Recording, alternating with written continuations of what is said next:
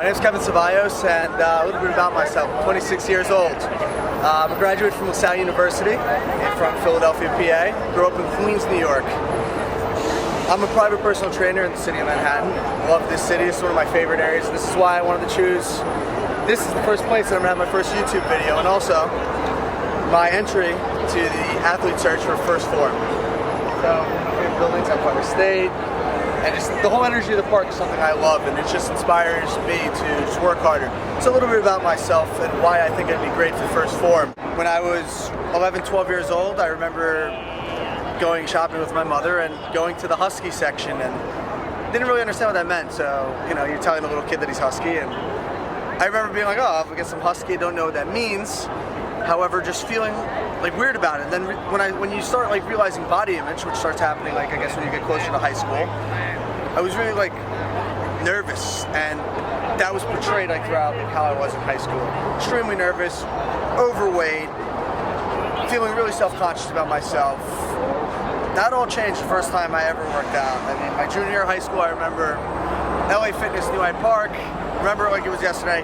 Chest machine, 30 pounds, and man, I felt superhuman. I felt like God. I felt incredible. I felt empowered. I felt exactly what I want to help others become. I felt amazing.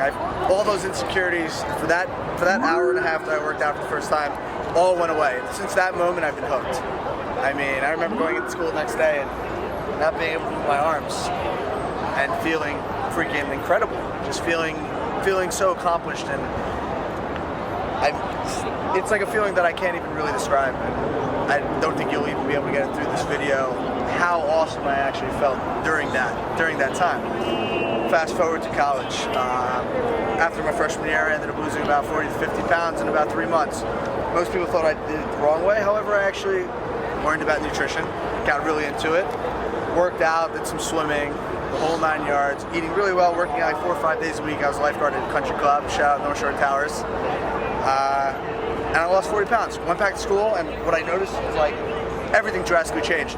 The way people treated me drastically changed. The way people looked at me drastically changed. The way people interacted with me drastically changed. And this was like a blow to my mind. I didn't even understand what was happening because I spent my whole life being treated a certain way and feeling really anxious that this is like a blow to my psyche. I was like, whoa, like life was so different now. I'm like, wow, this is pretty interesting. I want to like learn more about nutrition. I want to get more into it. So changed my major. It was a journalism major. Changed to nutrition. And that's like where one of my first big issues started. So what happened was I developed, only 2 people know about this, and I'm going to share it for everyone.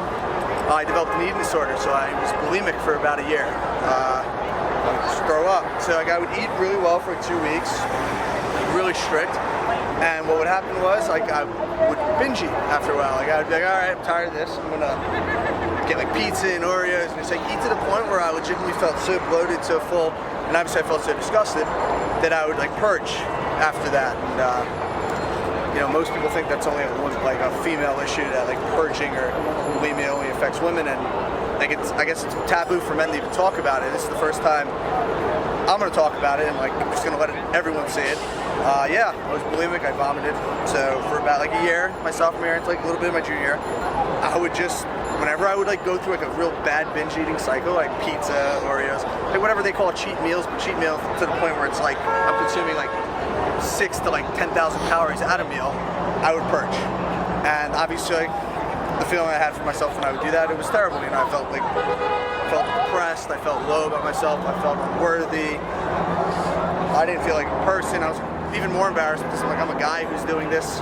You know, what would my dad say? What would my friends say? You know, this is what girls do. You know, that's what the media and everyone else wants to say. Only girls do this. Only girls deal with like body issue images. And what I'm saying is, what I also think it would be great for me, like I want to bring the light, is that's not just what females suffer. It's everyone has that. You know, every man, every woman, even starting as young as like 5, 6, 7 years old. We all have like issues like with body images, and we're hit with different images from like society of what's to be, what's accepted, what's beautiful, what's not beautiful. And one of the things I want to show is it doesn't matter if you're short, short, you're tall. It doesn't matter if you're heavier. It doesn't matter if you're skinnier. It doesn't matter if you're blonde, blue eyes. It doesn't matter if you're green eyes. It doesn't matter if you're what type of ethnic background you had. You know, we're all awesome.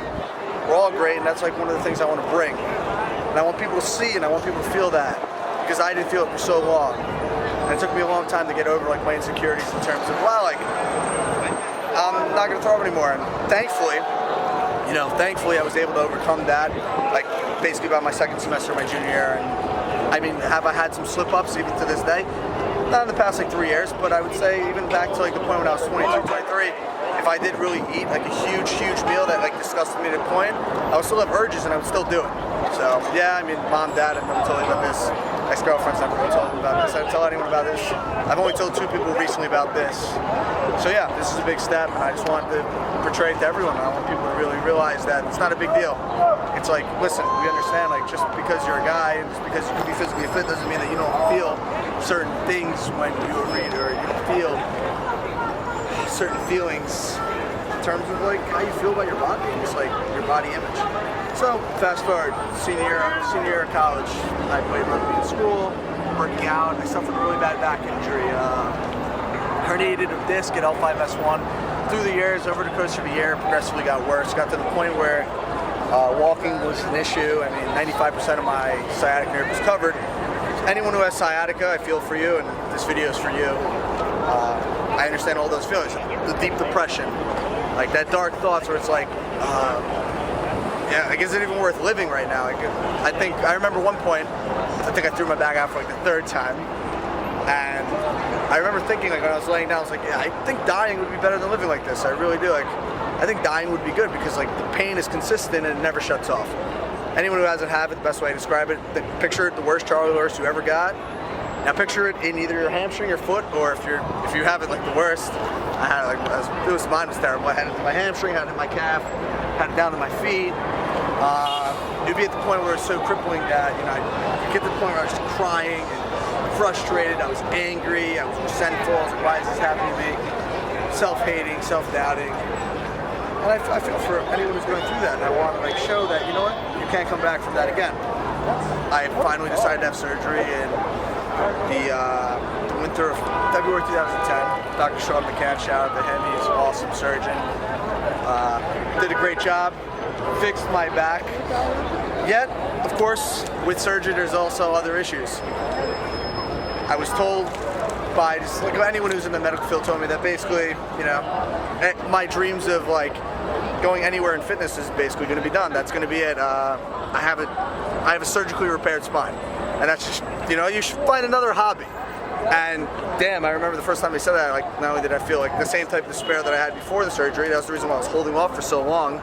It was that feeling of, damn, like, like, it's not a hobby to me. Like, that's the one thing I want to tell. It's not a hobby.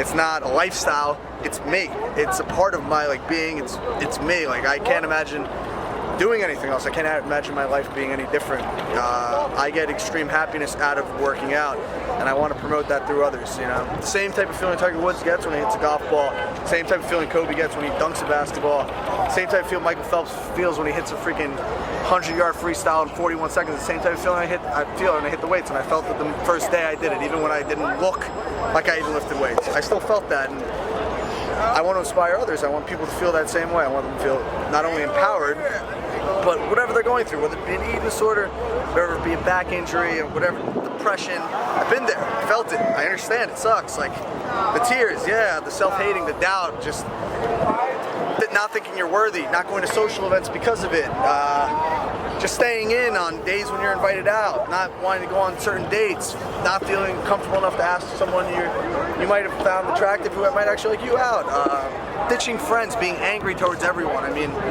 my general temperament was I was very like aggressive, very angry person, and through the time finally just releasing everything and just coming to the fact, the conclusion, just like, yeah, I was bulimic. I was. Yeah, I was really depressed in my back. That happened. That's gone. No, I don't feel that anymore. It's all released. And just the generally sense of well-being and happiness that I have, and like the comfortability I have with myself, finally being able to admit that, is something I want to bring to your company. Your company, first Phorm, like, after all the research I did, I wouldn't, like, your company's great. I mean, you have helped so many people, inspired so many people, just with that have like issues that are way harder than mine. Like I can't even imagine not having a leg. You sponsor an athlete that has no legs. You sponsor athletes who've been through war. I've never been through war, and I'll never say I have been through war, but I've been through, I guess, war in my own mind. And there's so many people fighting just problems in their own mind, and that's, you know what, that's, at the end of the day, that's all it is. It's problems that are just caught in your head. It's like mind-boggling. It just comes down to realizing that you're enough, that you can get through it, and that you should never let anyone tell you that you can. So like, people are like, oh, you're not going to be able to do this. I remember in high school, someone goes, yo, you shouldn't even work out. It's never going to change. You're just going to be fat forever. I was like, okay. All right, cool. Obviously, that changed. I remember after back surgery, people would be like, you know what? You're never going to be able to squat again. You're never going to be able to deadlift again. Heavy presses. You're never going to be able to do anything. This is my first video. This is going to be for my YouTube channel today. I hit a PR, best military press I've ever had. Yes, I have pain. I'm always going to have some type of like tension in my back. However, it taught me to not only be more cautious, but more love for it. It's like when I did PR today, 225 behind the neck on military presses. It felt amazing. But there was no anger while lifting. There was no hatred. I hear people talk about lift angry, lift with hate, lift with all this resentment. And you know what? Like what I've come to realize is I've done all that, and that's not what I want to portray. I want to portray a totally different type of lifting. Lift happy, lift relaxed, lift controlled. Like if you love it, lift passionately. Like this is what you want to do, right? So just show that. Like I want people to go into the gym and not only feel like they're going to be empowered, not only feel like, you know, they're going to better themselves, but I want them to see that it shouldn't be like, oh, this is going to be a process. This is going to suck. This is going to be just a chore. No, like this is something that is for you. Like, get to the point where you can love it. Everyone can love it. I never thought I'd love it. Now look at me. Here I am. Great city. I train awesome clients, and really fortunate to be in the situation that I have. Great parents, great friends. Shout out to my friend Mehdi filming this. This is, you know, he did this on a fly. Really appreciate that. I think I would kick ass for your company, and I look forward to it. Just keep in touch. Like you're gonna see, I'm putting up videos for my YouTube channel. It's coming daily, weekly, everything. This is the entry. This is me. This is my story, and you'll see more of me soon. And I almost just fell down that step. Bye.